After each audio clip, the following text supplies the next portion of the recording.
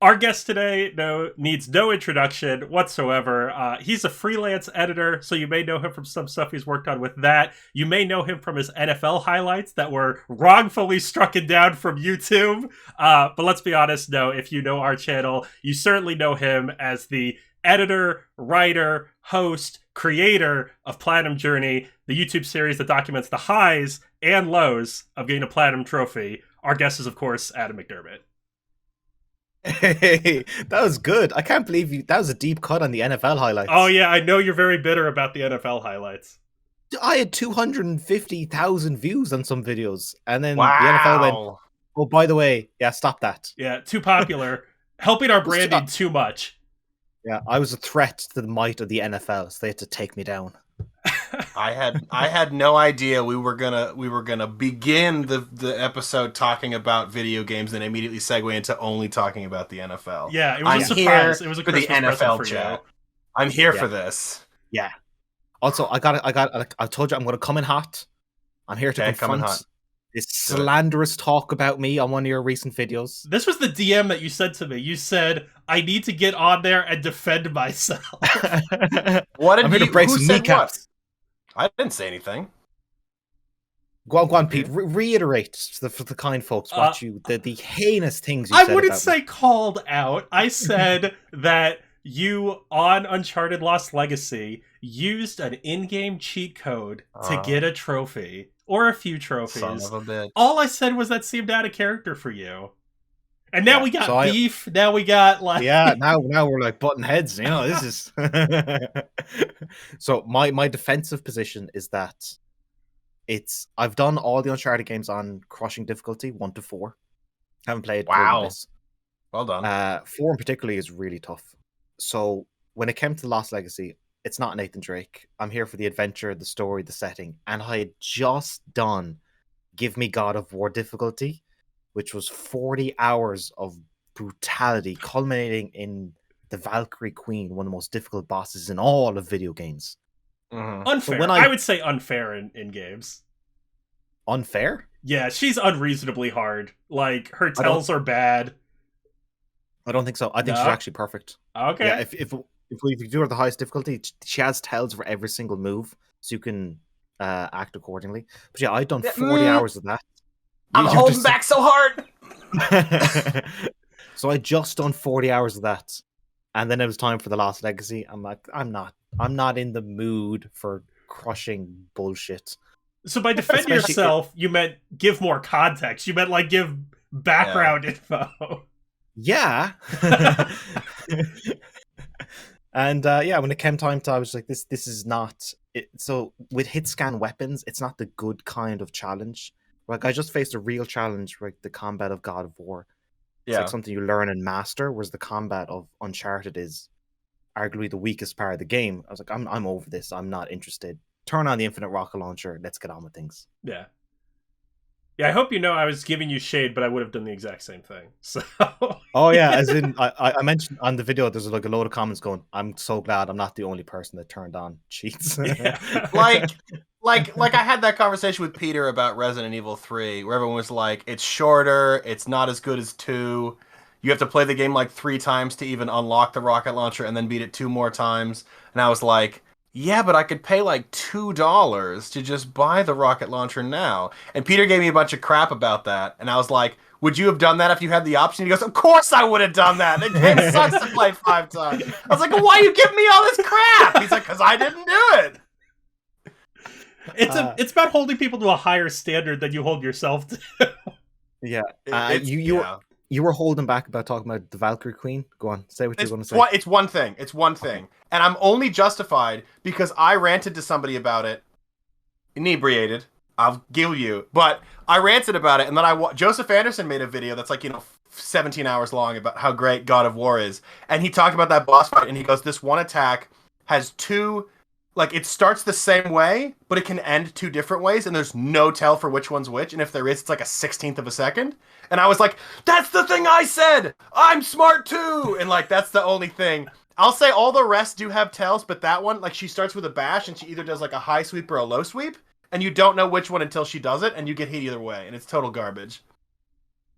I can't remember the attack. I definitely have to I'm trying to remember. I might link you it later. I'll send you the timestamp. Because I found during that fight, if a mistake was made, it was because I didn't react fast enough. I didn't find any move to be no tell. There was always a tell for everything.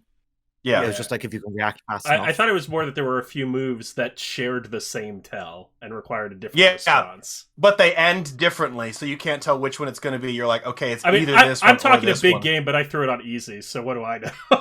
Whoa, baby man, Peter. The hot takes are coming out now. Adam, thank you for being the catalyst of giving me fuel to shit on Peter. Oh yeah, just pile on Pete. Months.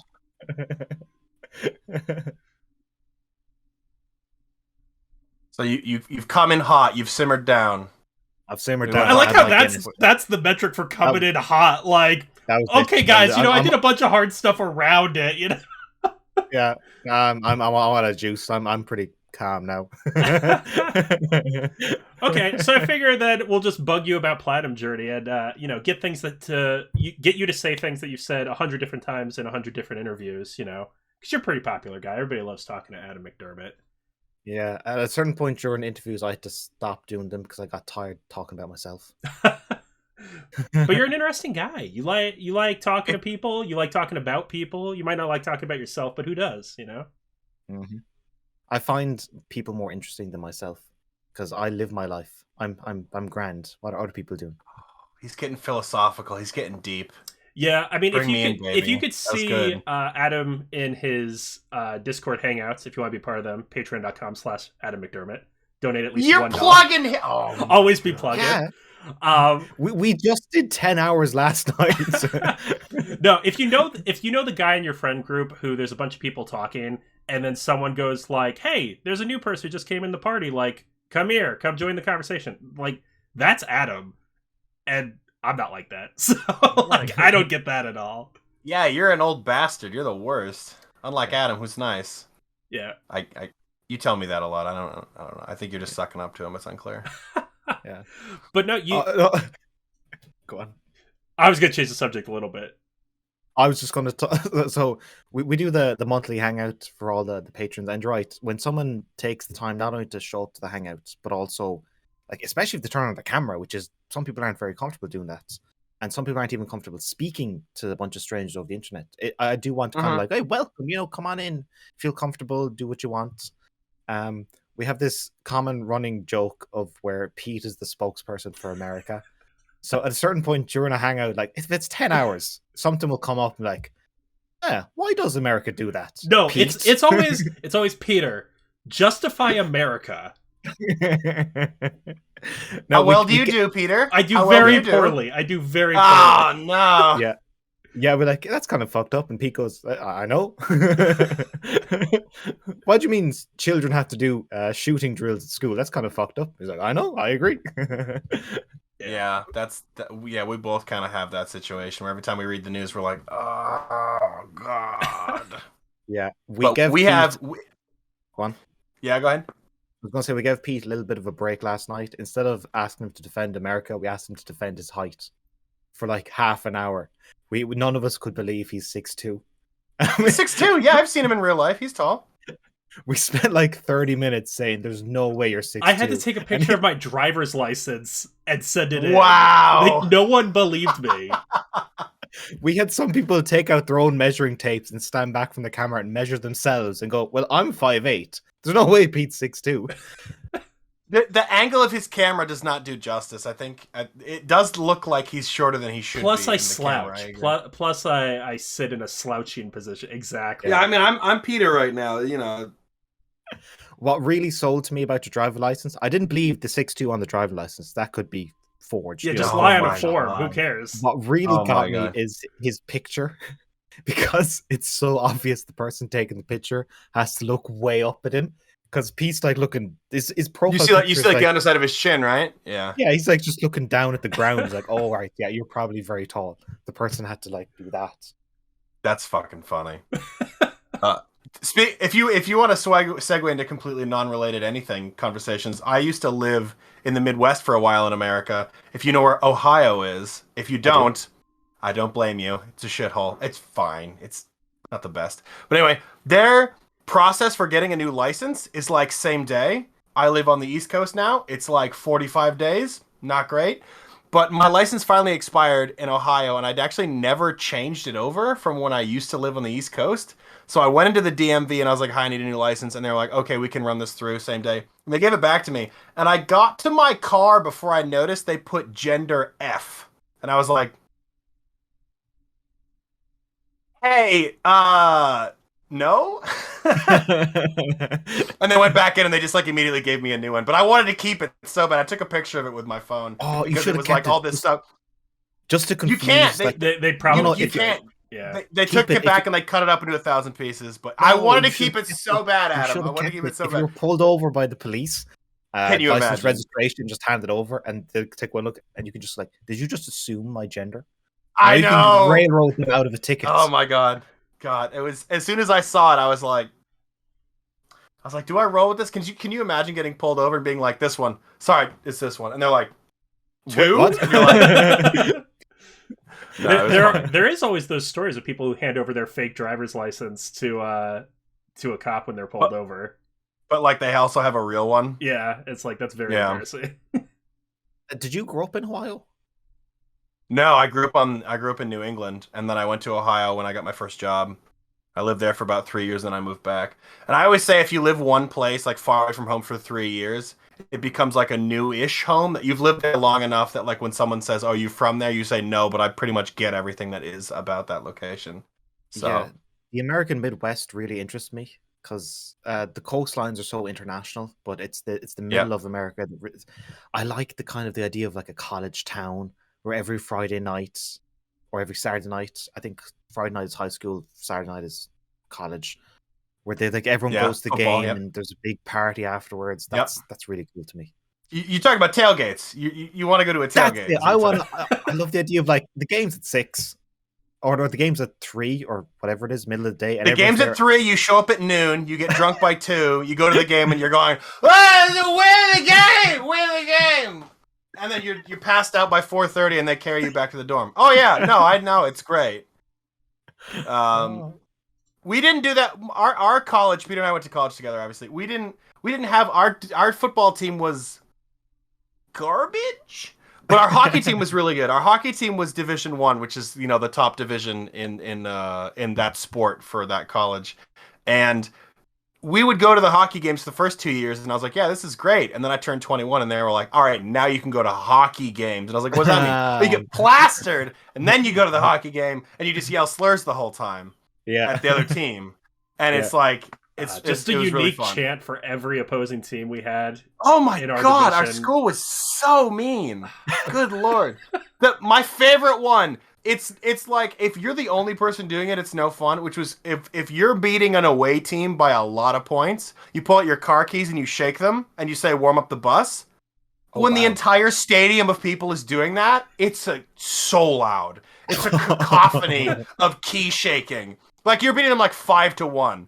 There's no way they're coming back from it. You're just like, get on your bus, get out of here. It's the best. Yeah, so we were vicious in those stands. It was great. It was great. Oh, and the two of you went to college together? Yeah. Yeah. Do you miss it? Yeah, I'd say so. I have dreams on a fairly frequent occasion, like maybe once every 2 weeks, about being back in college again. Buddy, I almost did it.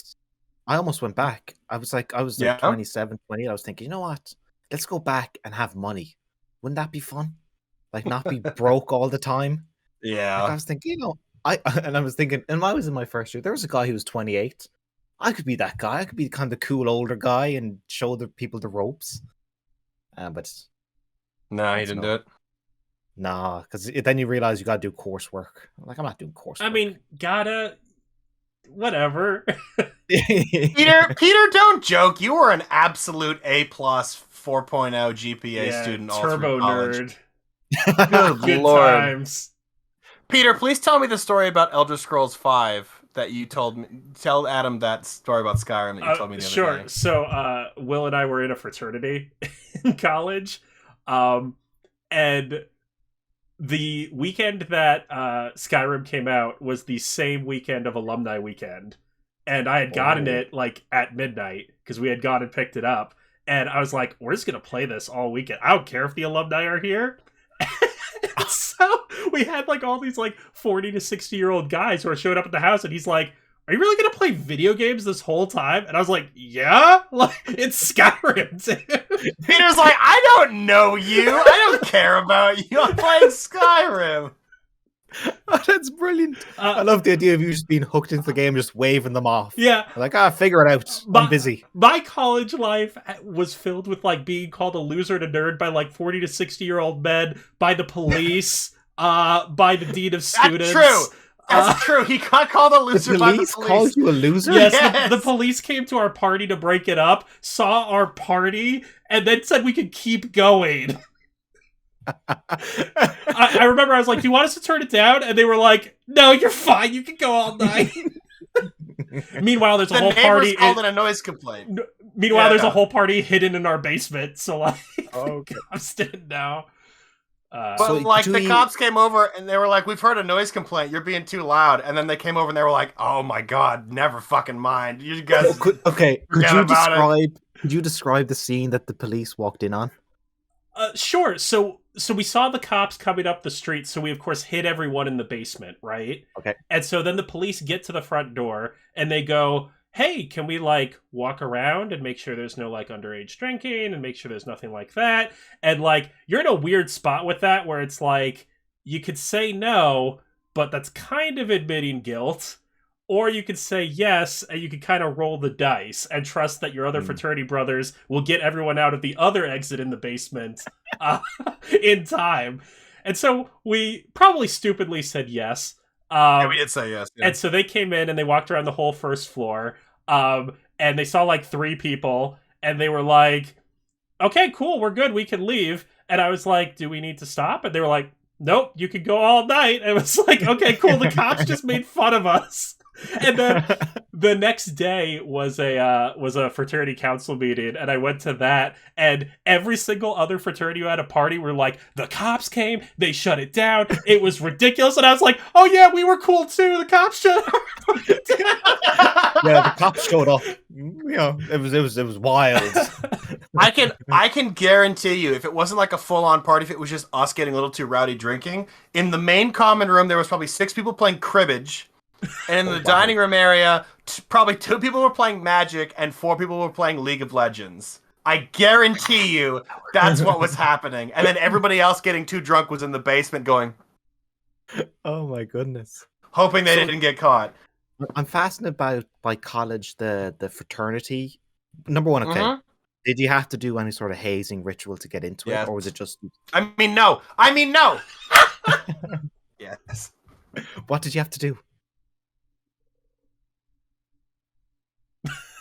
This is always a point of contention with people because there's like levels of gatekeeping that people tend to do, and I don't want to talk about gatekeeping and trophies. Oh, but like you're like, oh man, we had to do this, and they're like, that's nothing. We had to do this, and it's like, yeah, but like it's still a bad time. So like if it was a good time, usually I'll usually talk about the hazing we did, which was like positive, recreational, and or reinforcing of good values hazing, which was like. On Saturdays, if you were pledging, you had to come over and help clean the house. And it taught you... But you didn't do it by yourself. I'm getting there. I'm getting there, Adam. Building up. I swear to God. So, like, you had to come over every Saturday to help clean the house, even if you didn't live there yet, to be like, okay, this is a sense of community. There was like 7 or 8 people you cleaned with. We also cleaned with you. It wasn't... You didn't do it by yourself. We did it with you. We weren't going to, like, make you clean a house you didn't live in. That would be stupid. And it was like, okay, maybe you've never mopped a floor before. Maybe you've never cleaned this many dishes. Sounds silly. We had a friend from the Dominican Republic. He'd never done his own laundry before. So he was like, I don't know how to do any of this. And it was like, we'll teach you how to live your own life. I learned how to make meals I'd never made before. I learned how to like clean all sorts of stuff I'd never cleaned before. So it wasn't like a terrible experience. But a lot of people assume it's like, oh, you know, you're in this situation. They're like hitting you with sticks or whatever. None of that happened. It was much better than that. Yeah, we only hit brothers with sticks. No, never a pledge. But then there was the time that we told Peter, because I was in the frat before Peter joined. So I was amongst the people who had to haze Peter, and we may have convinced him that he needed to walk around with jelly beans in his shoes. This is a very embarrassing story for me. I can't believe you would bring this up. It's too good. I have to embarrass you in front of The worst part of Adam. this story was that it was premeditated by a month of Yeah, we knew. We knew well in advance. Of one older brother in his senior year always telling me ahead of time what the hazing thing was going to be and how to get out of it. And he's like, okay, we got this dumb joke. This is what's going to happen is they're going to line you all up and they're going to say, do you have jelly beans in your shoes? And then obviously you wouldn't have that. And so then something would happen. And he was like, it's like the golden ticket to get out of it is if you have that and ahead of time. He was like, I haven't lied to you for like a month at all. Like, I've given you a heads up for everything. I'm telling you, if you do this, it'll be the funniest thing ever. And so I was like, okay. So I did it. It totally destroyed my shoes. Like, it was in the heat. It was like ruined this pair of shoes. Totally made it up. We totally fucking bamboozled the Scott for like a month and a half. It was so good. Wait, so you saying for a month you just had jellies in your shoes the whole time? No, he thought that was gonna be his way to get out of doing like, a different thing. Oh my goodness. Because like, I'm not saying there weren't you hear a lot of stuff in America about like, a fraternity will get kicked off campus because they kept people in like dog cages and like horrible, disgusting conditions. We never did anything like that. But we did do like, we'd do a scavenger hunt, or like you had to like abduct someone and like, treat them to pizza and try to keep them hidden from other people. Like genuinely fun and like engaging brotherhood things. Not crap. We never did the stupid crap. But we did convince Peter to put jelly beans in his shoes. That was different though, because I already knew everybody. To be fair, Pete, they could have asked you to put jelly beans someplace else. That's so you true. Got off pretty light, all things considered. That's fantastic. So I don't think anybody ever had complaints about it after my freshman year. The hazing we did was always really fun, goofy stuff. So yeah. Did you ever have the typical frat parties that you see in American movies? Not as big as you see. Like an Animal House? We went to a pretty nerd school. It was a heavy engineering school. Exactly. Push up the glasses. It was not anywhere near as crazy as you see in movies. There are schools like that, but that was not us. What was Boulder, Colorado has a pretty. Oh, you're gonna cry. Don't tell him the cost. He's gonna cry. Okay. I'll tell you first how much my 4 years of college cost in Ireland. Go ahead. And you can tell me how much your 4 years of college cost. Go ahead. My 4 years of college cost $255. About $2,200. What? That's so low. That's less than 10% of 1 year. You already goddamn. Our tuition when we went was $53,000 a year. It is now 70 something a year. What? Do you get an Escalade or something? Where's the money go? That's a great question. A great question. Oh my goodness. If you want to make fun of see, Peter, defend America right now. Yeah, defend America. Again, how are we getting blasted for America on our own podcast? I've left my own Discord hangout. I've come onto this one, and still Pete is defending America. I can't defend We don't this. agree with it. The cost of college is ridiculous. It's total bullshit. It's ridiculous. Yeah, even if you get like a scholarship, it's still fucking insane. Isn't it the only debt you can't declare bankruptcy on? Right. Yep. And it actually, if you die, it transfers over to your next of kin or something? Only if they've co-signed for it. Man, you know a lot about American money, don't you?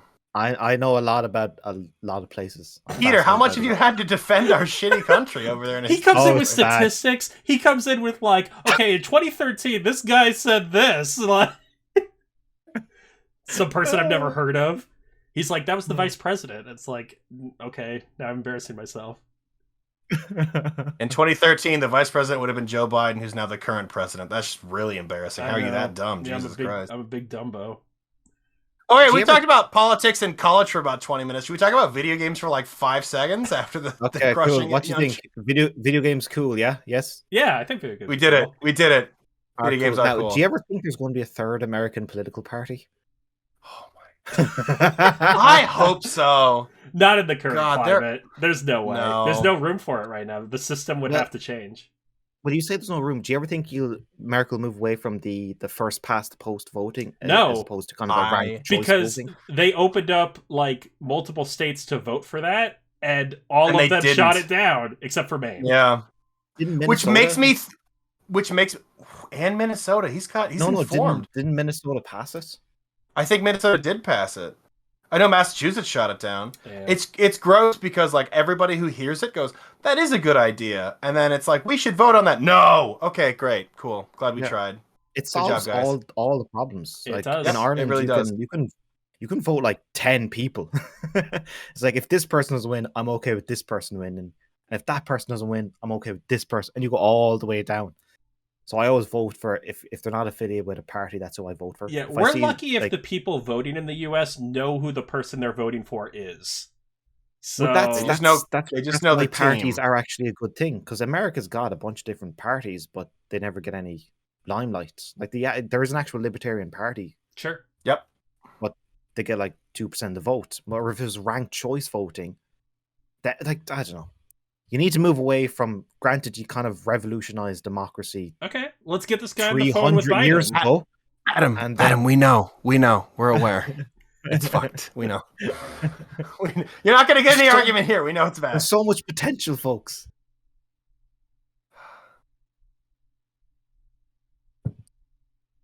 Do you ever think you should be the individual states of America and just break up all 50 states and finally move on I with thought your lives? about that. It I've wouldn't thought about work. that. Not every state produces the necessary goods to make that happen. No. We could be city states. Everybody loves a city state.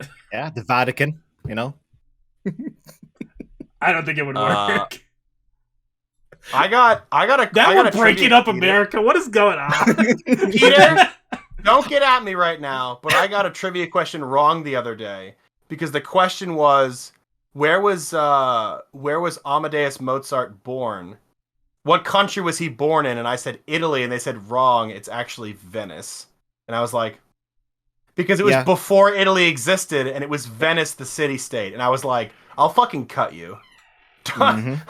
Who? Nobody got it right. Everybody said Italy, who even was close. To be fair, initially I thought Vienna because I was thinking of Beethoven. But anyway, I was so mad. I was like, that's bullshit.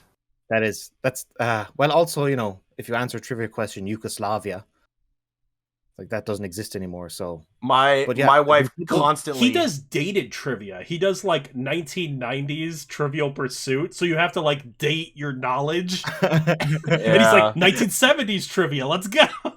Yeah, you don't have the update for Hong Kong yet. You're like Hong Kong. The best are the ones that are like, not what's the world record in this thing? And then it's like, okay, it's 1970s trivia, so it's not the current person. Yeah. When you get that right, you're like, oh, you know? But like my wife's number one thing is she'll be like, who did the this and this? And I'm like, okay, so in the 80s, I think it would have been Russia. And she goes, Soviet Union. And I'm like, no. Fuck. It doesn't exist anymore, damn it. I know. She gets me with that all the time. But if there are any stat heads, if there are any trivia people in the audience. Trivia, do you ever do the pub quizzes? No, I love pub quizzes. I hate trivia. Peter hates trivia. Pete hates knowledge. No, I don't hate knowledge. Here's why I hate trivia, right? You go to pub trivia, right? You're like, we're going to have a good time with our friends. We're going to get a couple beers. We're going to like make jokes about things, whatever. A couple? You get a question, right? And you're like, you get it wrong because no one can know everything. And then someone goes, you didn't know that? Fucking idiot. That is every time I've been to trivia. You are hanging out with assholes. I'm hanging out with Will. What? He's hanging out with me. He's hanging out with me. I don't know. I don't know. Will, do you shame him if he doesn't know something? Listen, Peter's way smarter than me. So whenever he gets something wrong, I have to take advantage of it. And I have to just shit on him relentlessly. Okay? Take him down a peg. I get it. Yeah. I get very little chance to be the smarter cookie. So when I do, yeah. Speaking of which, I beat him, and it takes 2 minigames. So that's true. That is the crown for you today. Mm-hmm. I think the funniest part was one of the. Have you played It Takes Two, Adam? Not yet. We were discussing that. I love Joseph Fares. That guy's fantastic. If you had and you'd made a video about it and I just made a total ass of myself, I'm very glad I did. If you were like, yeah, I made a video, have you not seen it? I've been like, But anyway, what? So all the mini games are like, race this person to the finish line and like get more rings than them. And then one of them at the end of the game is play chess, go. Just straight up chess. It's just chess.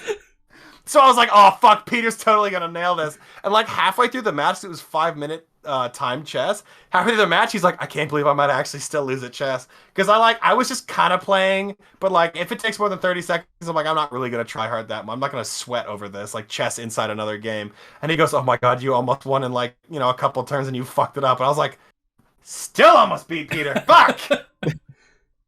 Chess is an utterly fascinating game. My cousin got big into it, actually plays online, like competitively.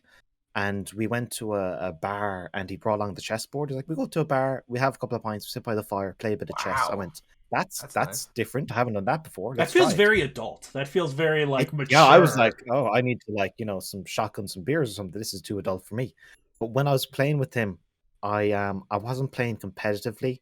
I wanted to just have fun with it. So the first thing I did is like, you know what? The queen is the most powerful piece. I'm going to go on a rampage. All right, this bitch is going to conquer. It works sometimes. And then I only use the queen. Like I moved her out and I just used the queen rampaging around the board. And after about 3 moves of using just the queen, my cousin shook his head and went, this is complete nonsense. I've never seen this before. This is nonsense. I was like, well, if it's nonsense, you got to beat me. You stop the queen. And like I was like behind the lines and all this crazy stuff. And he said, if this was online, if you were against an actual chess player, they would just quit the game already because this is so ridiculous. It's not a bad strategy if it works, right? Like, so what you're telling me is when you're the Smash player who just button mashes, and the professional's like, I don't know what to do. Yeah. What is this? I don't know what to do. I can't predict him. Yeah, he's not even trying to block. This is ridiculous. So you did the drunken master of chess, where they can't predict you because you're two. I was 2 pints deep, so I was definitely the drunken master of chess. That's a good way of putting it. I think another reason Peter hates that I like trivia is I don't like a little trivia. I like all of it. Like we went to an Irish pub on Friday over in a tiny town in where I live in New England, and it was like the music selection was so vast. Every like 2 minutes, I was like, I point at my wife, and she would like say the name of the song or like that, and I would point to someone else, and they would try to say it. Like we do name that tune, we do everything. And it's just so fun. No matter where there is, there's always trivia to be had. There's always trivia. Oh, that's really cute. I love that. Like you just put in your wife, like, and you don't even have to ask her the question. She just knows. Oh, she's godlike. Yeah. She's so good at name that tune. It's crazy. What actually drove her nuts is earlier I was playing Sackboy Big Adventure, which if you haven't played it, it's incredible. And one of the levels, the main level tune is dun dun dun dun dun dun dun dun dun, but it's like played folky, so it doesn't make it clear. And I'm like, you're gonna kill yourself. And she's like, I don't know what it is. She had it for like 5 minutes. I pulled it up on my phone and I played Depeche Mode, Just Can't Get Enough, and she just stormed out of the room. She was furious she didn't get it. She loves Depeche Mode and she didn't get it. She was like, I can't believe I didn't get it. I was like, I didn't get it either. I had to Google it. But still, I was like, What does an Irish bar look like in America? I knew that was going to be your question. I knew you were going to follow it. Yeah, Pete knows me well. He's like, you said an Irish bar in New England of all places. So here's my opinion on the Irish bar.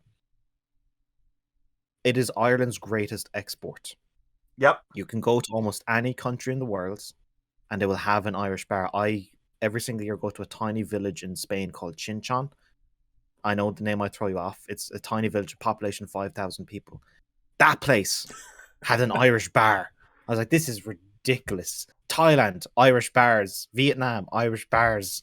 Serbia, Irish bars. So sometimes they get it right and sometimes they get it wrong, in my opinion. There's like an oaky. It's got to be oaky. What did the Irish bar you went to look like? Okay, so I agree with you. If it's an Irish bar, as many things are made of wood as possible. Yeah. The tabletops are wood, the chairs are wood, the bar is wood, the bar stools are wood, everything is wood.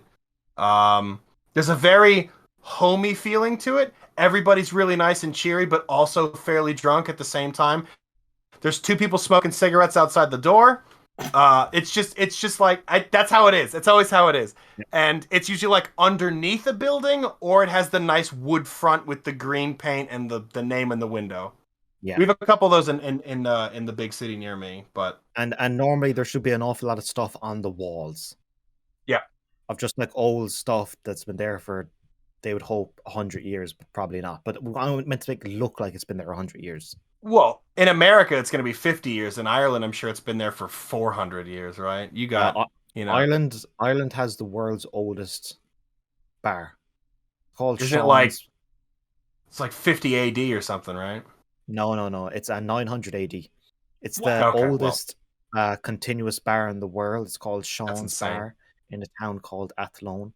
So 1,100 years, and it's been owned by the same family. Yay! It's been owned by the same Sean this whole time.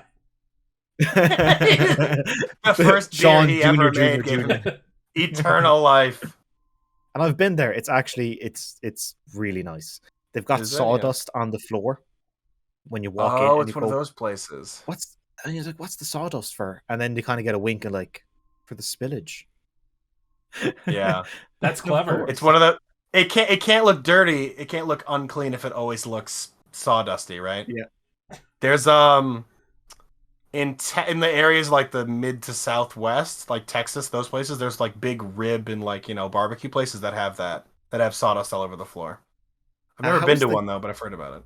How's the Guinness in an Irish bar in New England? Don't know, never. Terrible. All right, Will, I was starting to like you. I'm only messing with I just get an IPA. I've been IPA recommended guy. Sam Adams because I was meant to go to America in January for a music and gaming fest, but I had to cancel it because of new travel restrictions. Yeah. Huge disappointment. I've been recommended what I was going to do. I was going to go to a regular American bar and I was going to have a pint of Guinness first. It's obviously going to be dog shit, and just go like, it is indeed dog shit. And I was going to have a Budweiser, because that's the most common American beer, and my dad told me that in America Budweiser is actually not bad. And I was recommended to steer clear of the Budweiser. I would have drank Budweiser. I would not drink It was described to Budweiser. me as the McDonald's of beer. Accurate. It's the same. Yeah, Accurate. totally I accurate. was recommended Sam Adams. I can tell by your facial expressions that's a bad recommendation. What would you recommend? I mean, if you like Guinness, there's some interesting beers. I wouldn't have Sam Adams. Maybe like a Dogfish Head or like a Smutty Nose. I don't know. There's like all you've said so far. Not beers. all you've said so far are like really big time breweries, and I don't like almost anything they offer. You got to get into the craft scene. You got to get crafty. Yeah. I hate the craft brewery scene. I hate it. Well, it's everywhere. You can't escape it in America. Well, this is over with. I'm leaving the call. All right, bye. Yeah, because you can't replicate it. If you find, like, for example, Ireland, in my home city of Limerick, has a craft beer called Treaty City, Treaty, because my home city is called. It's based on the city, brewed in the city, and it's a nice tasting beer. But you won't get it any other country, so there's no point in getting accustomed to it, because you'll never be able to drink it anywhere else. And that's what bothers me about craft beer. If you find something you like, it's only in that place, and if you go elsewhere, it's not there anymore. But doesn't that make it a novelty? Doesn't that make it like doesn't that make it nice? Special? That's one of the best breakfasts I've ever had was at like a chain hotel in Montreal, Canada, and it was the best. It was like this weird thing of like, I don't even know how to describe it, but it was so good. And every time I think about going back to Canada, I'm like, I'm going to that place. I'm getting that fucking breakfast. It's like at a chain hotel. What was the breakfast? Oh yeah. It was like a breakfast version of poutine, with like, instead of French fries, it was potato wedges. Instead of gravy, it was hollandaise sauce. There was an egg on top. That was kielbasa. There was red peppers. There was like little bits of breakfast stuff. It was incredible. And what age were you when you did this? Were you young? Like 2 years ago. Like 2 years ago. Okay. I had a similar. I was traveling for work at the time. I used to travel for work all the time until COVID. You used to. Does that ever kind of get lonely, or is it just like it's still adventurous? I like traveling for work. I don't like it. At a certain number of days, it definitely gets lonely. But like initially you're like new place, new experiences, this is cool, and then like after the second day of like calling home to be like, how's everything going? You're like, kind of wish I was home now. You So see like the some wife days, through the screen, and you're like, "Well, I want to be there. Why can't I be?" yeah. But the good thing is we had a situation where we would leave on Monday, come back on Thursday, work in the office on Friday. So I was only ever gone for like 3 or 4 days at a time. Did you ever travel outside the United States? Well, Canada's outside the United States. You've been to India and stuff too for work. We did go to India. We went to India Whoa. for 2.5 weeks, which was a very interesting experience. Because it was and that right when COVID hit.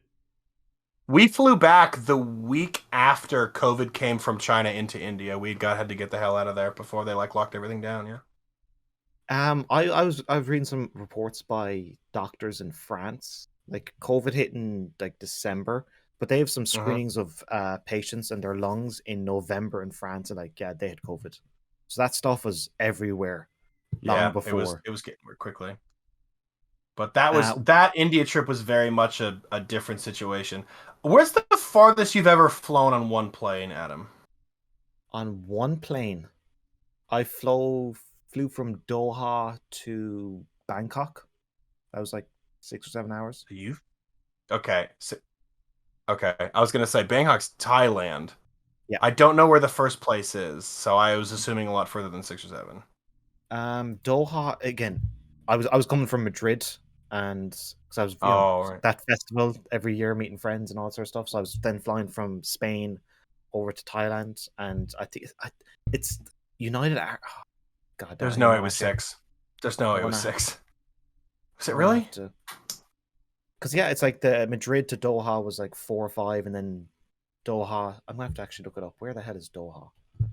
I flew from Boston to Dubai, and it took Qatar. Okay, you got like a halfway point. All right. Yeah, I flew from Boston to Saudi Arabia, and it took the UAE, and it took 13.5 hours. And I've never been closer to actually committing murder in my whole life than when there was still 7 hours left of that fucking flight. I've done a 7-hour flight, and I was clawed at the walls. I can't imagine doing that long. Oh, I think I watched. You got to embrace it. My first ever long haul flight. You got to embrace it. One, you've paid an awful lot for that ticket. Do you know what's free? The drinks. It's this wonderful. No, they're not. What are you talking about? Yeah, Peter, on those flights they are. Oh, okay. But they don't. The flight that I had, they definitely did that. I was like gin and tonic, gin and tonic, gin and tonic. After like the third one, they stopped paying attention to you because they assume you're just like trying to get drunk. And I'm like, I am. Yes, let's go. I want to fall asleep. And but then you got this screen in front of you where you can watch movies. Yeah, you watch 6 movies and there's still 7 hours to go. Okay, you're too positive. You're always looking at the sunny side of things. I was loving my first. Let's do the deep cut. Adam, what's something you hate? Ooh. Yeah, let's get negative. Let's go. And don't say people who are mean to other people or something like that. we know we're bad people. Don't worry about it. We know we're bad. Something I hate. Cynicism. I knew it was going to be an answer like that. What do you hate? I hate silence in a crowded area. Oh, you're so deep, Adam. You're so deep. No, as in, so there's no news like bad news. You know, if it bleeds, it leads. I would recommend following positive news because you'd be like, there's a subreddit called Futurology. It's really hard in America, dude. It's really hard to find good news in America. But that's because that's what people pay attention to. Is in if you ask someone, how was your trip? And you say, oh, it was good. And then they'll stop talking because that's all we did this and this. But if the trip was bad, they'll tell you like 30 minutes how everything was bad because people just have a proclivity for that sort of stuff and complaining. But yeah, as in follow, like, for example, I learned recently that even without policy intervention from most international governments, that renewable energy by 2040 is going to outpace all of fossil fuels because it's going to be so cheap. All the Exxon Mobils, they'd be stupid to keep doing with fossil fuels when renewables become like half the price. And they're all profit driven. So they're going to switch over without policy intervention from governments. It's going to happen. It's inevitable. I'm like, oh, but climate change. Whew. All right. It's not all so doom and gloom. Yeah, I think financially it makes sense for them to switch eventually, but in the meantime, they want to make as much money as possible. Do you ever view? I sometimes view corporations when they get to a certain size as a living organism, where that regardless of who's CEO, regardless of who's on the board, it's completely profit driven. It's like this hungry beast. Sure, yeah. All like it will just consume, and drive up profits. And however it does it, it doesn't care about ethics. It doesn't care about the individual people, the workers on the low rung. It's just profit, profit. So if renewables become so cheap, there's like, oh well, that's going to make me profit. I don't care that I'm beholden to fossil fuels initially. It's like that's more profit. I'll go after more profit.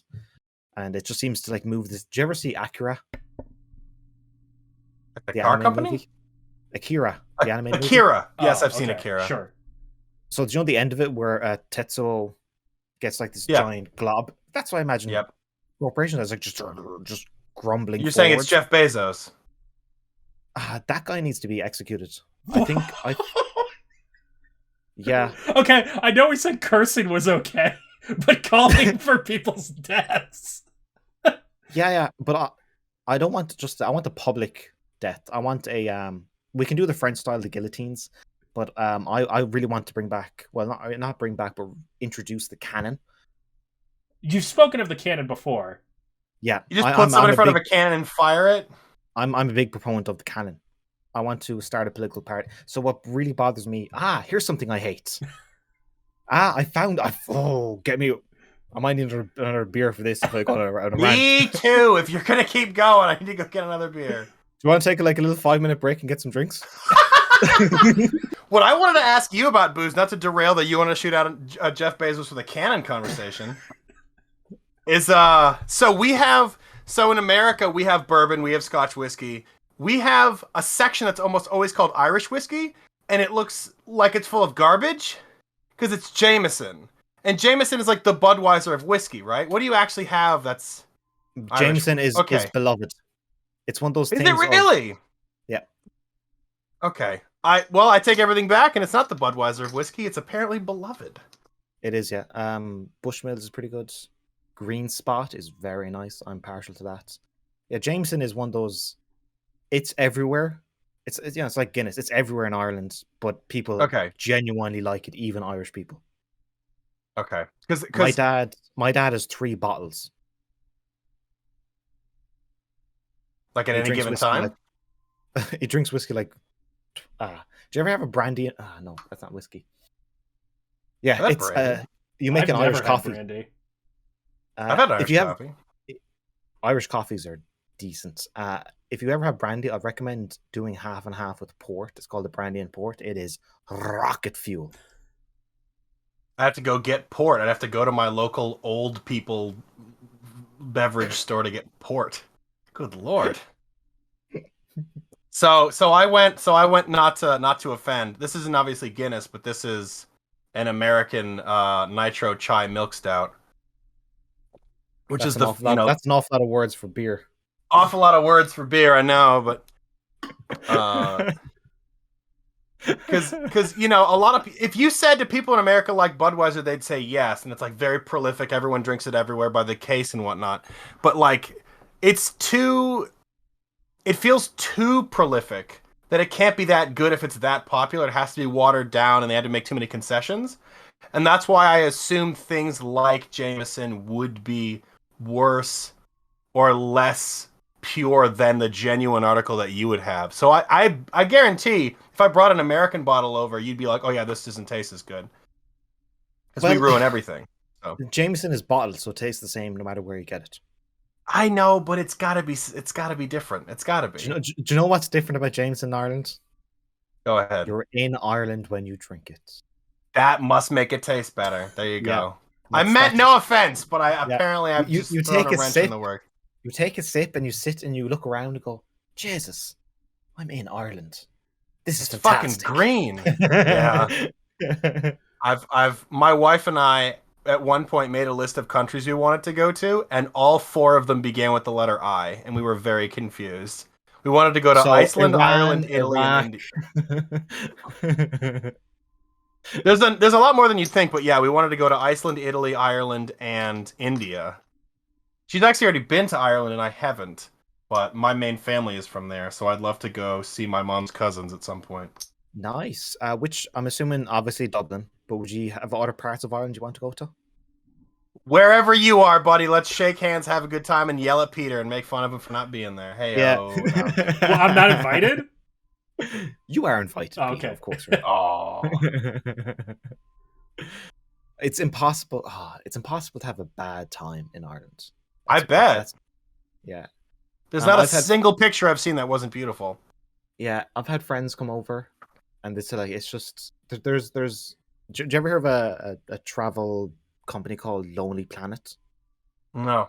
They do guidebooks of just every single place in the world, and they do kind of rankings of friendliest cities in the world. And in their top 5, Ireland had not one, but 2 cities. There It had you the number 1 go. spot, which was Dublin. They said it's like impossible to have a bad time in Dublin. Everyone's so friendly. Dublin, people in Dublin will, if you ask for directions, they will walk you to where you want to go. See, I'm from Is New it- York, where you just get the middle finger if you ask for directions. Yeah. They keep I've walking. even had it. I found myself in Dublin like, where's the bus back home to Limerick? And I was like, oh, it's over here. I'll show you. And just walks with me and it's like, oh, here's the bus stop. That's your bus. It'll come in 5 minutes. I was like, oh, thank you very much. It's beyond friendly. It's wonderful. And then Like the he's trying to second get his place, steps in. Jesus. yeah, it might be. And then the second place is Galway on the west coast of Ireland. Fantastic nightlife, kind of busking situation. Great live music. Very open, very friendly. Small, only like 70,000 people, but packed full of energy. That's great. I love me some international travel. Too bad. I don't know if we'll ever get to internationally travel ever again at this rate. I'm sure we will at some point. That's a different conversation. A conversation that I want to have because we've essentially talked about nothing related to video games this whole I was time. going to say, you can title this Adam tries to talk about anything but video games. It's going to be, yeah, it's gonna be something like that. Adam rarely coherent. It's all the topics Actually. you don't want to talk about at Thanksgiving and Christmas. It's like politics, murder, Public We did get execution. public into politics for a while executions. Where do you think how does it feel like games are going right now when it comes to like the current climate? Because this year a lot of people were disappointed with a lot of games. A lot of people were like, well, you know, the smaller indie games did a lot better than this year than like big, like Halo Infinite's having all this problem with multiplayer progression and like the campaign's kind of like, yeah, it's got its moments, but it's very open world Assassin's Creed, you know, liberating camps. So like, how do you feel like gaming is going right now? Is it going up or going down? I think on the indie space, it's never been better. I think on the big AAA space, like I got really sad for Halo fans when there's no like all the features that weren't in at the game at launch. Massive list. That was like how can you spend 6 years on a game and spend hundreds of millions of dollars and not have? Yeah, same The thing features happened that with everyone- Battlefield. Is there not team deathmatch in Halo? Is that true? Not right now, as far as I know. That's so dumb. It's like big team battle, big team capture the flag, Slayer, maybe Oddball. Well, I'm not sure. isn't Slayer Deathmatch? Am I dumb? I haven't played the new Halo Infinite. Slayer's deathmatch, yeah. Yeah, I think on a grand scale that games are releasing too early. Like Cyberpunk should have been delayed a year. I think Halo Infinite, despite already being delayed a year, should have been delayed another 6 months. Oh yeah, easily. But So that's a real shame. so long as people are enjoying it, again, don't pre-order games. And I don't know, I think it will probably even out. That's why I'm so like for all the to their credit, PlayStation are pretty good about their single player games. Like Ghost of Tsushima comes out and it's a full game, start to finish, and then they release free multiplayer. Which is insane. I've never been so happy about a game probably in the last 10 years as I was with that when they released that DLC for free. It was just unbelievable. Better than some full games I've played. Yeah, so I think we were world 3rd or 4th team to finish that Try raid. but- 12th, dude.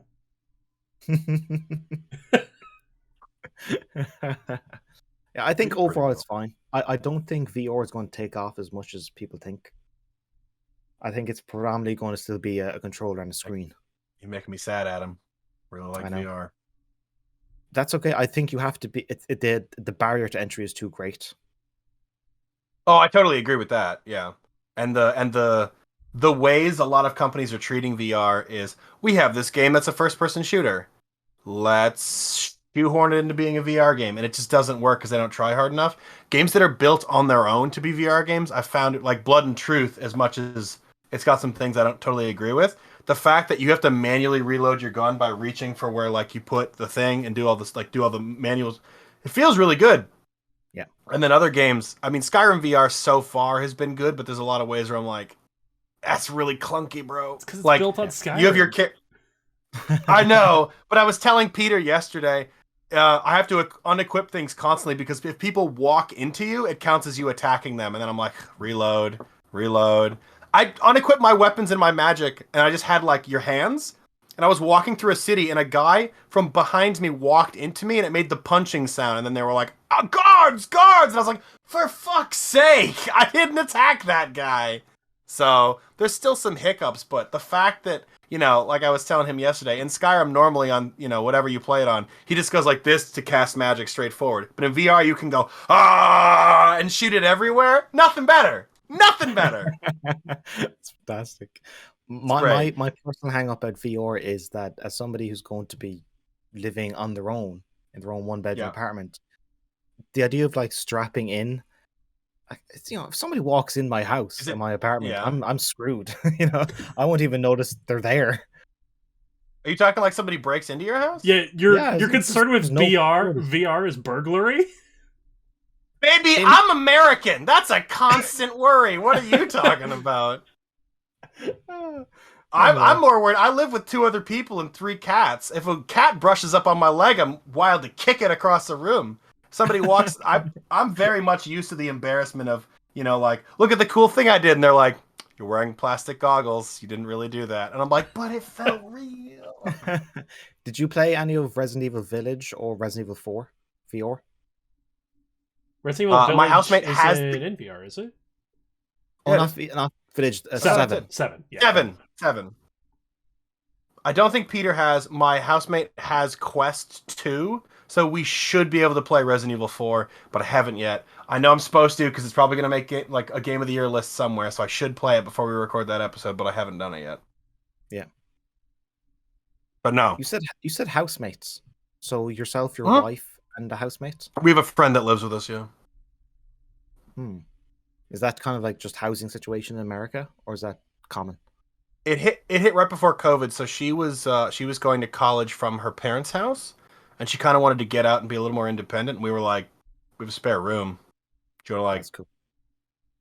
And that used to be where I recorded. We did a lot of our stuff in there, but like easily half the room wasn't even remotely used. So she moved the bed from her parents' house and threw it in there. And most nights I just played in there anyway, and she just passed out and didn't really care that she was sleeping in there. And then I was like, okay, we should probably split this up.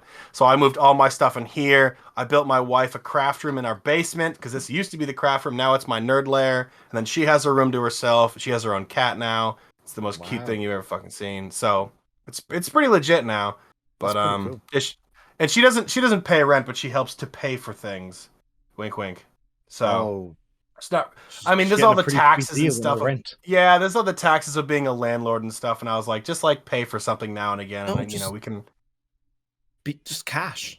I think a fair deal. You can't admit that on video. The IRS will find you. Video. Yeah, they'll find me. I can't do that. I'm not a fair deal. Like you're in charge of the groceries, that sort of thing. Yeah, exactly. Like every so often she'll buy something out of pocket and be like, this is, you know, my contribution for the month. Even that's probably saying too much, but, you know, we have a good thing going. The whole reason she's staying here is because she's trying to save to buy her own place. If we're charging her a ton of money to stay here, then she wouldn't be able to, it wouldn't, yeah. You know what that makes you, Will? That makes you a good friend. Oh, thanks, Adam. No, don't go putting thoughts like that into his head. I like to think I'm a good friend to a lot of people, but you know, when Peter comes to visit, maybe next week, in case he doesn't chicken out, I have like 3 years worth of Christmas presents in my basement. I have because we haven't seen each other in 3 years. Do you live far away from each other? I mean, what's far? 3 hours. 3 hours right now. That it? You're in the same state? What's north to south Ireland? What is that, like 4.5, 5 hours? What's north to south? 4. If you were to do like tip to tip, north to south, 4.5. If you go east to west, 2.5. What I always find funny is I was watching I watch a lot of QI. I watch a fair amount of British television that's more American. Like it's easier to understand. It's not like your British whatever. You know, they're sitcoms where they speak British constantly, and I'm like, I don't know what the fuck you're talking about. But it's like, oh, it's a trivia show, great. And they had an American comedian on, and they were talking about distances, and he was like, "Do you have any idea how big America is?" And they were like, "Not really." And he's like, "It's like 12 hours east to west in Montana." And like, there's people in Scotland who are like, "Oh, I didn't get to visit this person this year. It was too far away. It was an hour and a half. How is that too far away? That's nothing. I drive that every day." I drove like 50 minutes to this craft fair on Friday. I'm like, that's when we went to the pub afterward, and I was like, I gotta 10 get a years pint ago, we would do Christmas same day, 4 hours away. We would wake up at Yep. the crack of dawn, drive 4 hours, do Christmas with the family, and then drive 4 hours back that night. Family ain't worth that. It finally dawned on us that maybe we should stay a few days, and it makes it way easier. My in-laws are Italian, so they do Christmas the night before, which is nuts. And they do all the stuff with the fish and the nonsense. So I have to be there the day before Christmas. We do Christmas that night, and the next morning we drive back to my parents' house to do Christmas with my parents, and we do it at my house with my family. And it's insane because my in-laws live on Cape Cod, and you might know where that is because it's the East Coast. It's like a famous place along. Looks like a dumb little boot. Isn't there? It looks famous, like a curly isn't there arm. a famous kind of clam chowder, or what's that New England dish? New England clam chowder. Yep. Yeah. Isn't So- there like a really so there's famous only restaurant on Cape Cod that does that? In general, there's lots of famous stuff on Cape Cod. I couldn't tell you the exact restaurant, but you got the right area. So there's only one bridge that comes back from that part of that state. Always one. packed. Always One packed. 2-lane bridge. So to get back from her parents' house to my parents' house is like 3.5, 4 hours because of the traffic. Ooh. So I do that every year on Christmas Day. It's great. One year it was in the snow, so it took even longer. Do you ever think of just doing a Skype Christmas? Fuck, man, I would love We did that to do last year. I'm telling you, it was great. Was it? But it's great. Like, you just take the laptop and you just put it in the sitting room. And it's like, yeah, just Yeah. leave it on. You can operate and move around like normal. They're just kind of hanging out with you.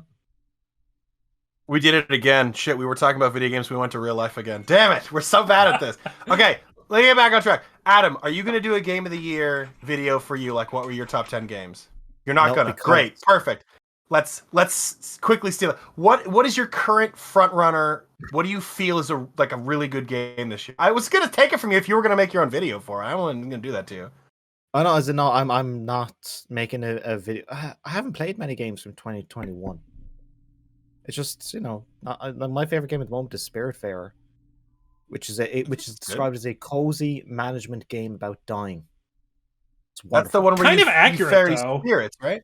You ferry spirits on a boat that you manage the boat, right? That's it, and you help them. That's it. They've got like, hey, I like this type of food. Okay, cool. Oh, there's this beautiful thing. My favorite thing in Spiritfarer. When Yeah, you go talk ahead. to a character, there's a hug button. Yeah. That's like you just hug them, and they're How like, nice and is that? their mood improves. It's Aw. so wholesome. I'm glad you find that wholesome game enjoyable. So let me tell you that Peter actually hates that game because he's a miserable old fuck. I wouldn't say I hate it. I just fell off of it. There are Peter games. played it for like There are 15 games- minutes and he was like, garbage. No, I played it for 4 hours. There are games that I Oh. hate. I would not say Spiritfarer is one of them. Yeah, and now Pete unfortunately stopped before he got to being part of the union strike. That's Which is true. That right would have up hooked Pete's. me. I love unions. Oh my Fight the goodness. power. Yeah, there's a part in Spiritfarer where you join a union and they're like, we want. You're not doing a bit. That's a thing in that game. You're not doing a bit.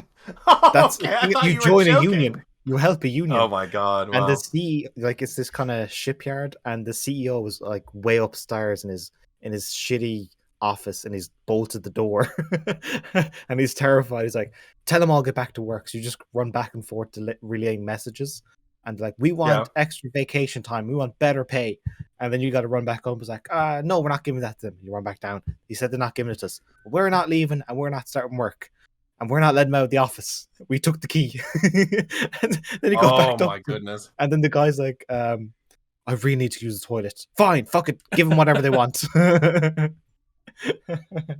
If only it was that easy. Yeah. So you played Spiritfarer. You liked that. Was there anything else you didn't play? Outer Wilds: Echoes of the Eye. Wink, wink, hint, hint. Game of the year. Best game ever made. Outer Wilds. Best game. Well, even Spiritfarer is last year. I don't think there's any game from this year I've played. Psychonauts 2? Haven't played it yet. I'm saving it for an episode. Good, Probably good. in the next year I or just two. finished it yesterday. Absolutely make a video about that. I wish we could do it justice. It's such a good game. Yeah.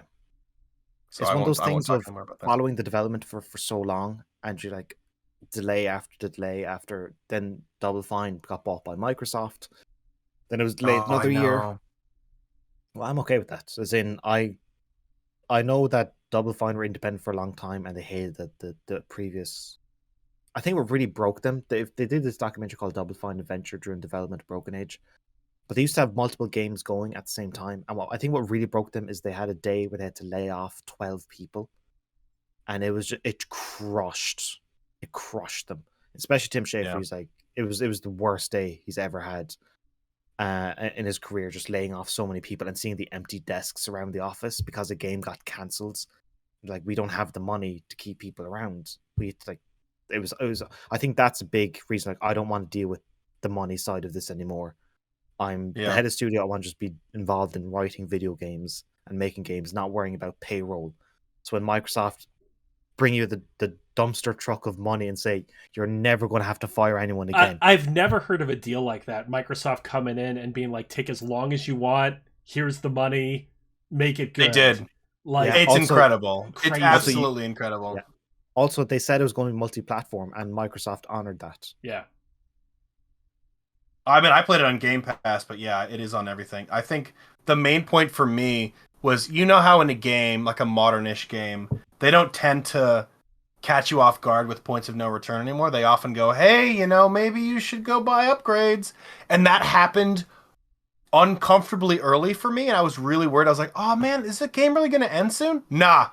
Because there's like it does like a chapter 1, chapter 2 situation, and there's a whole second half of the game. Not to it's not a huge spoiler, but there's a point where you're like, oh my god, we're already done? No, not even close, thank god. And Nice. the second half's just as good as the first half. I was very happy about that. Nice. That's fantastic. I'm looking forward And to it. they tied it into the first game in ways you wouldn't have expected, and it doesn't feel like an ass pull. It doesn't feel like they made, they retcon stuff. It's solid. So I was very happy about that. I think it's certainly in the top 3 for me right now. It Takes Two, Psychonauts 2. Rivet from Rift Apart, man, I don't know. She just might take the top spot for me. What about you, Pete? Games of the year? Oh, games of the year. We try not to spoil it for each other. Sorry. Are you doing an actual video about this? Yeah, we do an actual video where we rip into each other about why their picks are wrong and stupid. Which is correct. Which is probably my favorite video we make every year. I like your very wholesome friendship. Exactly. It's quite endearing. I'm a big fan of a lot of indie games this year. I really loved Inscription. It does a lot of stuff with card games and a lot of references to different styles of card games. And then it turns it all on its head twice throughout the game. He's a nerd. I really liked Chicory a lot. Even though it's on the surface pretty simple, it's kind of it's a 2D Zelda clone, and that's it. There's nothing really more to it, but for some reason it really stuck out to me. By 2D you mean top down, not like Zelda 2 Adventure of Link, right? Exactly. Okay. People say 2D and I'm like, which 2D? I got you. I got you. It Takes Two is up there. Of course, Outer Wilds, Echoes of the Eye. You can't tell me that that's not amazing. Can't take that away from me, yeah. But yeah, those are kind of the top 4 contenders right now. Good list. No, I'm not going to ask that question. Well, now you have to. We get yelled at a lot because we both managed to secure a PS5. Why'd you get yelled at? It's been a year. Well, that's true. When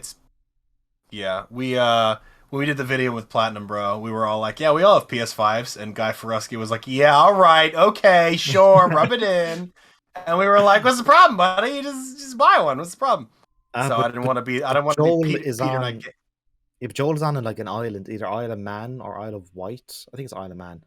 It's like they don't have shops there. You know, they barely have running water, so it's difficult to acquire a PS4. Gotta hope it washes up on the shore. Yeah, I'm only messing with you, Joel, if you're watching. Oh God! Now he's gonna join the podcast and have beef with us. It's just the gonna trophy be cinematic universe. a train of people, revolving door of people having beef. If we insult Joel and then Joel comes on, and then while Joel is on, Joel insults Lewis, and then Lewis comes on. We just keep this train rolling. Yeah.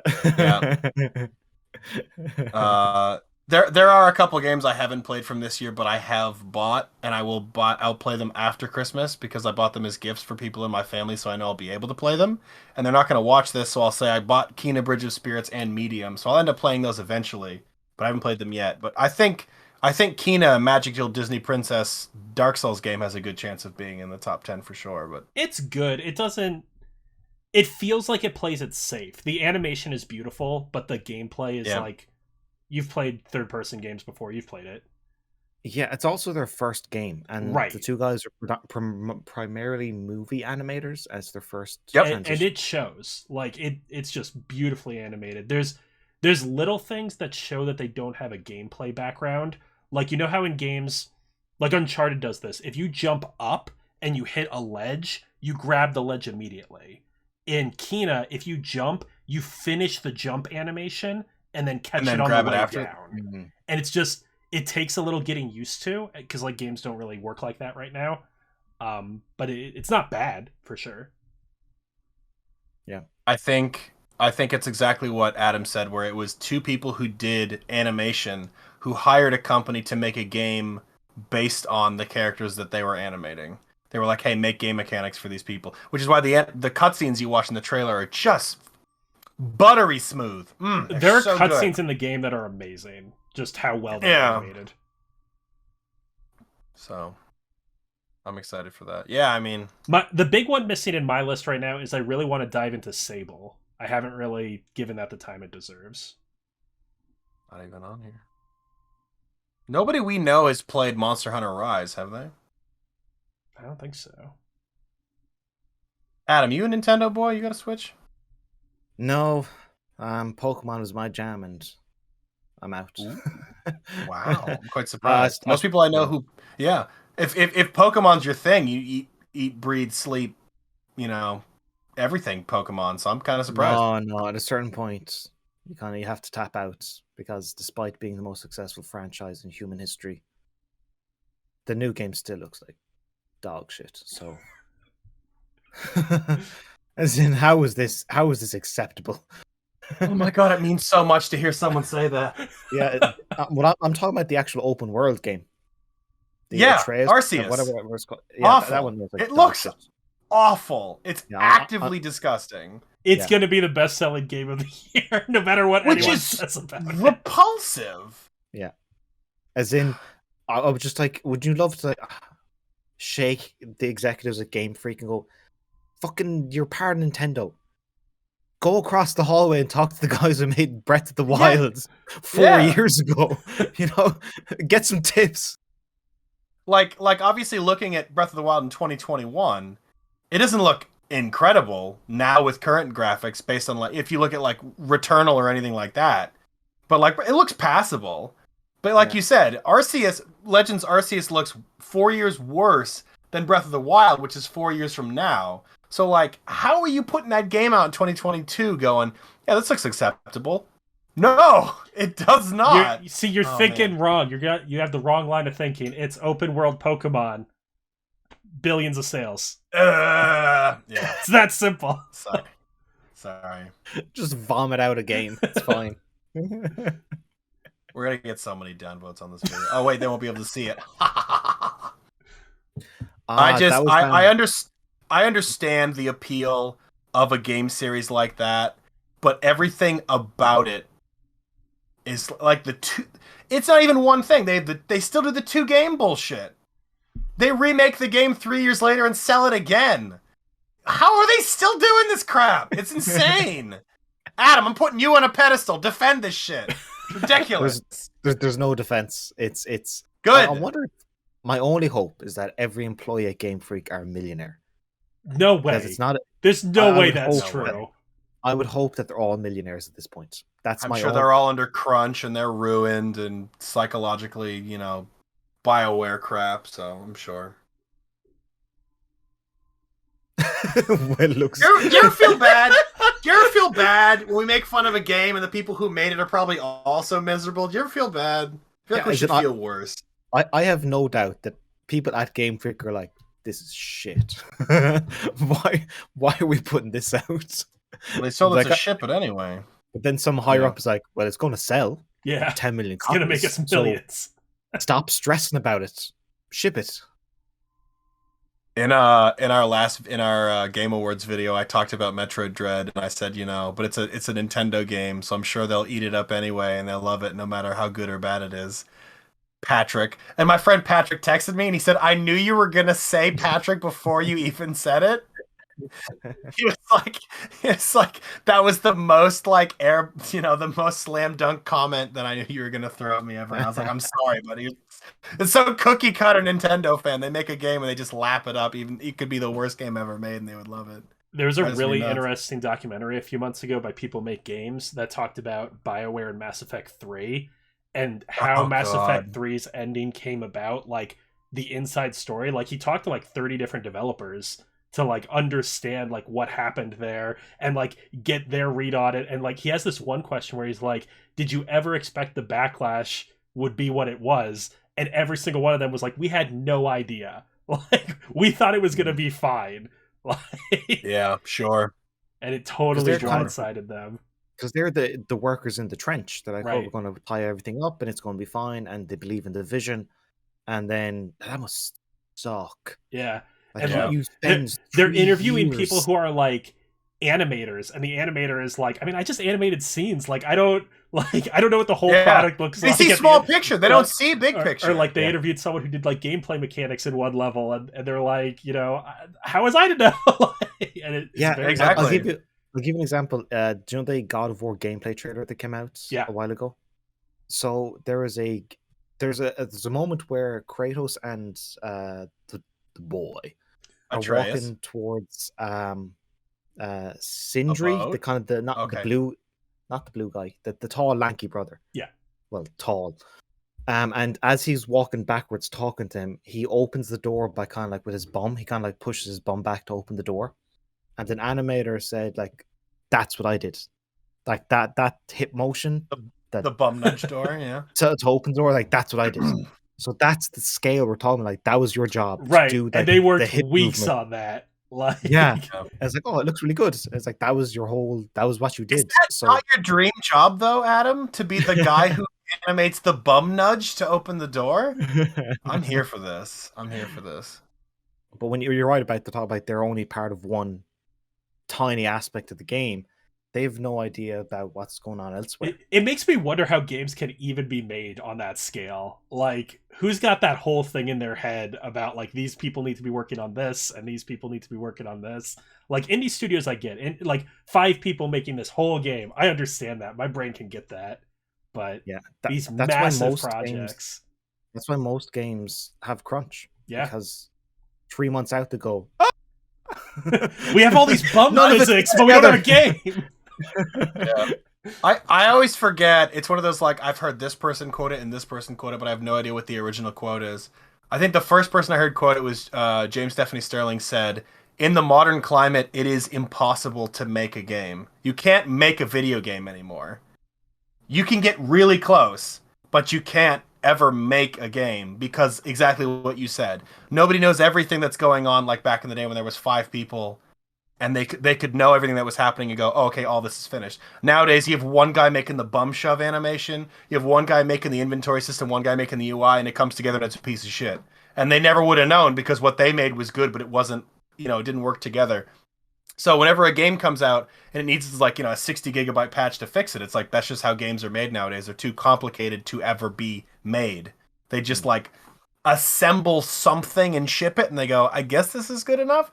Granted, That's probably in the AAA space. Indie games can be made. You can make Owlboy with one person, or you can make Undertale with one person. You can't make whatever the next Assassin's Creed game is. I don't know. Assassin's Creed.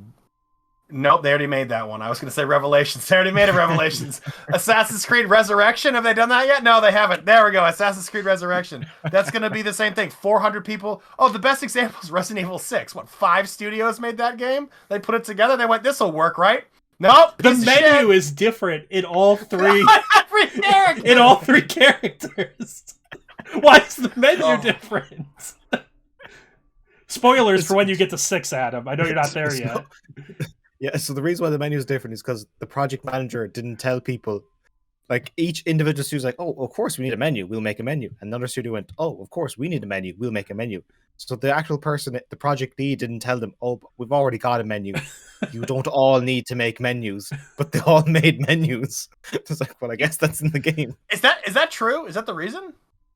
I would imagine it's probably miscommunication. I think it was a conscious choice because all of the menus are part of the campaign. They're like somebody's watch or somebody's phone or something. Like it was. I feel like it was definitely a style choice. That was a choice. It wasn't a mistake. Yeah, there's obviously 2 trains of thought. The first train of thought is there's a lot of trains in Resident Evil 6.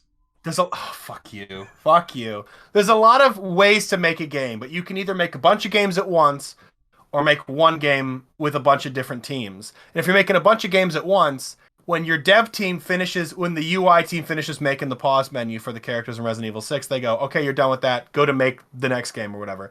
But if you're doing Resident Evil 6 and they make the pause menu, they go, okay, what do we do now? And they go, I guess make another one for a different character? Like, I have to keep you doing something to stay employed. I think it's a 2 situation where they had nothing to do for like 2 years. So he said, I guess make like 5 different UIs. I don't know what the hell's supposed to do. Right? Oh my goodness. Whatever. I think that was really funny. There was an interview with one of the developers and he was like, yeah, we're really proud. Like 4 different teams made it. Can you tell? And everyone's like, yes. It's very clearly like a bunch of different people made this game. Oh God. Anyway, what are we talking about? Resident Evil? I don't want to admire that you brought us back to video games. That's impressive. Yeah, I don't know how you pulled that one off. I'm trying, buddy. I'm really trying to keep this. I'm trying to reel it in. But is there anything finally you want to talk to me about? Because I'm almost out of my second pint, and I think 3 pints is too much. No, I think we've covered everything we could possibly think of and more. I literally don't know how we'll name this or what the thumbnail will look like. Just a big Adam comes on and spends 40 minutes not talking about video games. Just a big Adam's face, you know? You know what's the most offensive? We never talked about the NFL! What the fuck? I wanted to talk about football. Do you actually want to talk about football? Yes! Okay, who's your team? Patriots. I'm from New England. Of course. Oh, dude. The evil corporate team. Yeah, they only cheated. They're the bad guy. Oh, I will fucking fight you. Oh my God. Hold on. I gotta make some guesses. So you're in Europe. There's a couple teams who frequent Europe often. The Panthers, the Falcons, the Jets, the Steelers. Are you a Steelers fan? I follow players, not teams. Oh, you follow players. Okay. Because I know a couple people in Europe and they all follow the Steelers because for some reason they're really big there. I think because the Steelers look German for some reason. So everybody likes the Steelers because they're like the German team, which I don't know. Well, that's just racist. Why you gotta be that is just racist. That's just racist. Not all white people look alike, you know that. And not all white people think alike in Europe. There's different countries, different cultures, different customs. Oh my God, Adam, please. This is worse than cursing.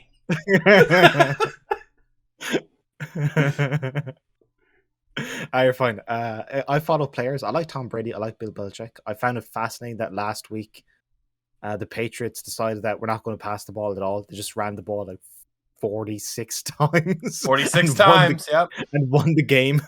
Oh, and Bill Belichick, the ultimate troll. His mask that he was wearing was like a US Navy or something like that. Yep. Because that was the team his father coached. Yep. And he coached as well. and they always kind of run first type of team, not passing the ball, just run it down your Fuck, throat. Adam, you know so much about American football. I'm really impressed right now. I'm not. I know a lot, buddy. Bring me the trivia night. I'll school you. That's absolutely exactly to a T what happened. Yeah, and the funny thing was he wore that before the game. He's basically telling the world, I'm going to run the goddamn ball. He told Sean McDermott, he told the Buffalo Bills, I'm going to run it down your fucking throat. And they couldn't defend against the run. And people are like, oh, this is a really detrimental game for Mac Jones because he didn't pass the ball that often. He didn't need to. It was very clear the run game was working. And a lot of people are like, oh, you know, this hurts his chances for Offensive Rookie of the Year. Why? All that matters is he won the game. He won the game. They won the game. The W is what matters. Getting 15 touchdowns and losing doesn't get you to the Super Bowl. Getting the win gets you this, you know? So I was like, a lot of people were like, oh, man. Like a couple of years ago, there was a Super Bowl Patriots versus the Rams. Again, it was like 14-7 or 14-3. Everyone was like, "Oh, what a shitty Super Bowl." They won. That's all they want to do. Will is convinced that the Patriots get unjust representation in the media. No, I get why people want to hate them because we win a lot. But like the reasons that they hate us are stupid. They're like, "Oh, you fucking didn't score a lot of points and you won, lame." Do you want to win or not? What do you want? Like, I don't understand these reasons to hate a team, you know? It's like go ahead. No, go on, you're on a roll. Thank you. It's like when Tom Brady doesn't get 4 touchdowns, but his team wins, they're like, oh, Tom Brady's slipping behind. I'm like, he didn't need to throw 4 touchdowns that game, you know? It's like he hands the ball off to Antonio Brown or Leonard Fournette, and they get the win with rushing touchdowns. You still get the W, you know? That's the whole Tom Brady thing. That's the Patriot way, which he brought to Tampa Bay, obviously, is you just get the W. Doesn't matter who gets fantasy points. Doesn't matter how many yards you got. You win. We get to the offseason. Then you run it down their throat. You get the Super Bowl and you win. I've really enjoyed the separation of Tom Brady and Bill Belichick because you finally get to see them almost like. I think Bill Belichick has become funnier, and I think Tom Brady has become like who he always was, which is a bit of a goofball. He's a fucking sassy bitch in Tampa Bay, isn't he? Sassy bitch. Oh, yeah. Well, I mean, okay, so growing up a New England fan, like Peyton Manning on the Indianapolis Colts from, like 2000 to, I forget what, like 2009, 11, when he left and he went to the Denver Broncos, they were such a problem for us during the regular season and the postseason. And then there was the game recently. And they were like, yeah, how do you feel about the Indianapolis Colts? He's like, yeah, they fucking suck. I hate them. And like, if he was in New England, he never would have said that. He never would have said anything like that. But now it's like, the kid gloves are coming off. He hates the Colts. They screwed him over so many times. Not just Peyton Manning. He likes Peyton Manning. He's like, oh yeah, you beat me. But like the Colts organization were like, oh, he deflated the footballs. And it was like, fuck you. Bullshit.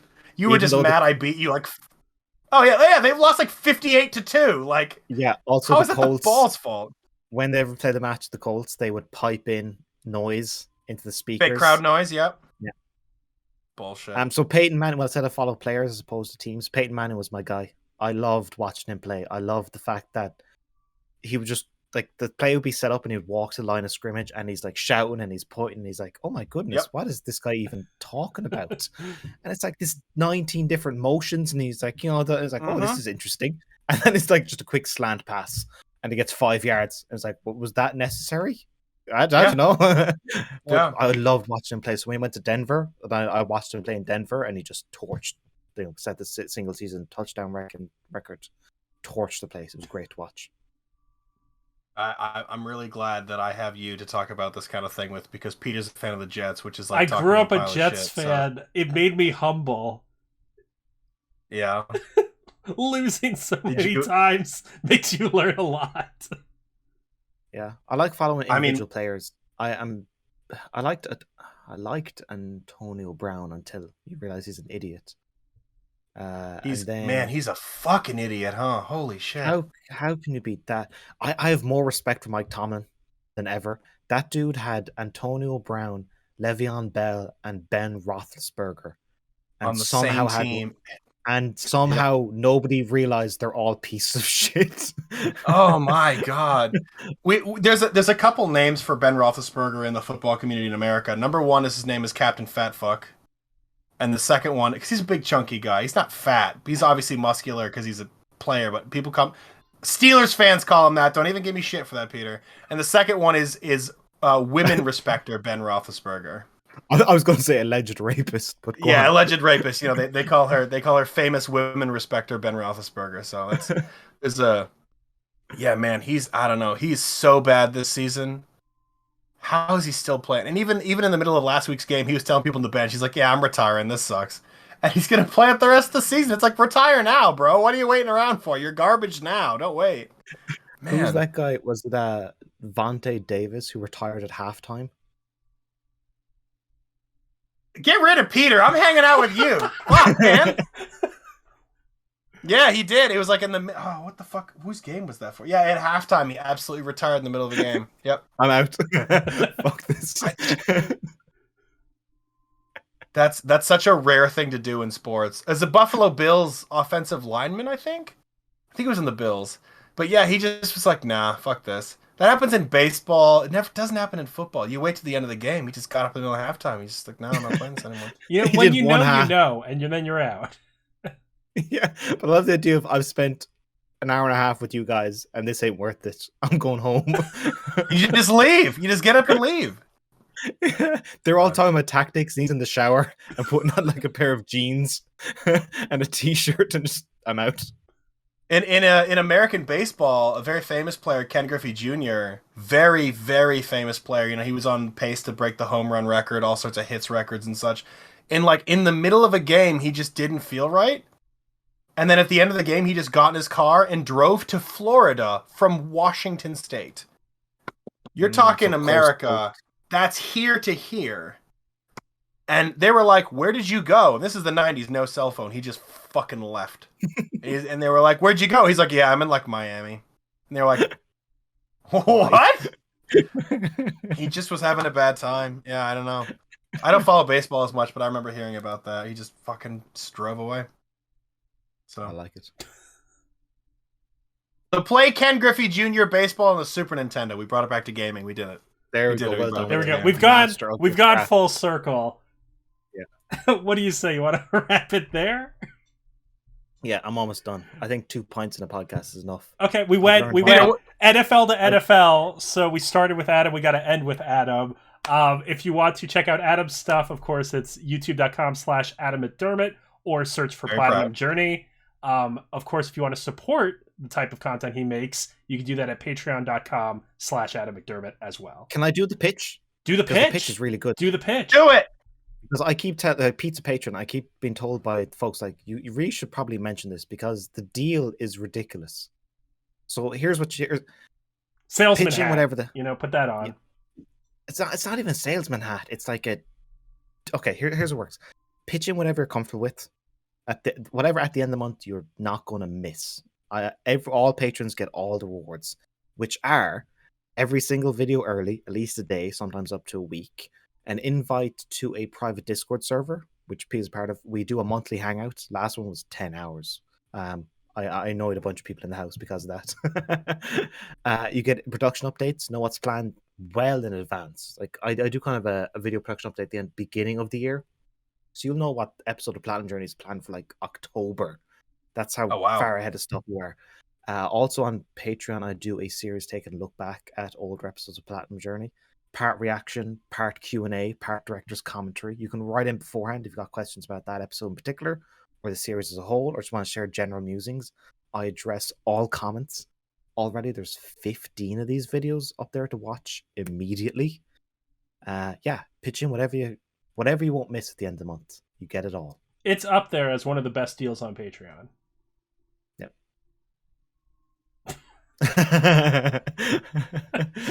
But that's it. Thanks for joining us, Adam, and talking about not games. Thanks for talking about not games. It's really annoying talking about games on this channel. It's nice to talk about not games for a while. Well, it's nice, but I find video games are great, but I find people more interesting. So that's why I was honored that you actually shared details about your fraternity and what college life was like. That's interesting to me. Yeah, well, thank you for sharing. Well, you are always welcome to come back on and allow me to talk to you about football and then piss Peter off. That would be wonderful. I'd love to. And next time I'll get to the canon. Oh God, we took a break for the canon.